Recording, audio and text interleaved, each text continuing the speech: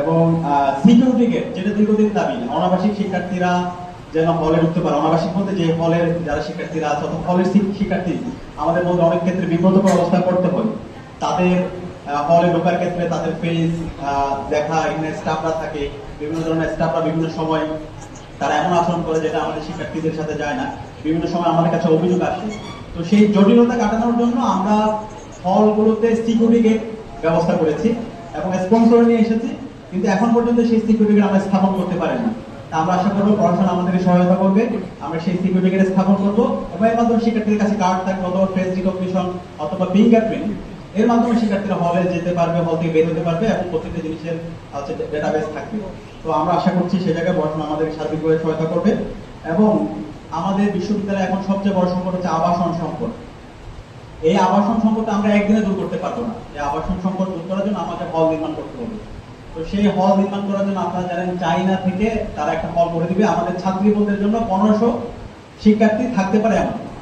তো এই হল এবং চাইনার সাথে মিটিং বিশ্ববিদ্যালয় প্রশাসন অনেকবার করেছে, কিছু মিটিং আমরাও ছিলাম। তাদের থেকে দাবি ছিল তারা 6 মাসের মধ্যে হল নির্মাণ কাজ শেষ করবে, কিন্তু এখন পর্যন্ত মিটিং রিভিউ, বিশ্ববিদ্যালয়ের বিভিন্ন ধরনের মিটিং, এই জটিলতায় এখন পর্যন্ত হল নির্মাণ কাজ আমরা শুরু করতে পারিনি।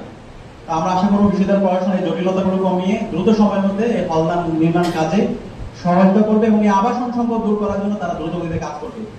এবং 2841 কোটি টাকার একটা অধিকতর উন্নয়ন প্রকল্প আছে যেটা নিয়ে বিশ্ববিদ্যালয় প্রশাসন কাজ করছে। আমরা আশা রাখবো এই প্রকল্পের কাজটা দ্রুত শুরু হওয়া দরকার। এই প্রকল্পের আওতায় মোট 10টা হল নির্মাণ হবে এবং আমাদের ছাত্রীবন্ধের জন্য এখানে মোট 5টা হল আছে।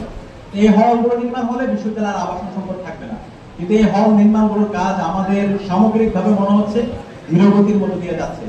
তো আমরা আশা করব আগামী 1-1.5 মাসের মধ্যে এই কাজগুলো আমরা দৃশ্যমান কাজ দেখতে পাবো এবং আগামী 1-1.5 বছরের মধ্যে বিশ্ববিদ্যালয়ের এই হল নির্মাণের মাধ্যমে আমাদের এখানে যেন আর কোনো ধরনের আবাসন সংকট না থাকে। এবং সেই জায়গায় আমরা বিশ্ববিদ্যালয় প্রশাসনকে আমাদের জায়গা থেকে, ডাকসুর জায়গা থেকে এবং হল সংসদের আমরা জায়গা থেকে আমরা বিশ্ববিদ্যালয় প্রশাসনের কাছে যাব এবং এই হল নির্মাণ দ্রুত যেন তারা শুরু করে সেটা যেন আমরা বাধ্য করব। একই সাথে এই আপদকালীন সময়ে আমাদের শিক্ষার্থী বোনরা যেন তাদেরকে স্কলারশিপ দেওয়া হয়। ফার্স্ট ইয়ার যারা শিক্ষার্থী আছে তারা কুড়িগ্রাম থেকে, রংপুর থেকে, দেশের বিভিন্ন প্রান্ত থেকে এসেছে। আমরা যখন ডাকসুতে বসি